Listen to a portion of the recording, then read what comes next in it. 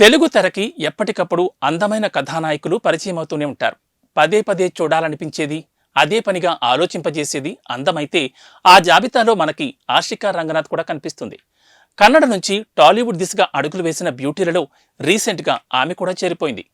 తెరపై కనిపిస్తూనే కుర్రాళ్ల మనసులను హోల్సేల్గా దోచేసింది.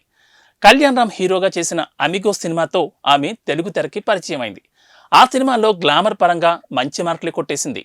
ఈ మధ్య కాలంలో ఇంతటి అందాల రాశిని చూడలేదని కుర్రాళ్ళు చెప్పుకుంటున్నారు.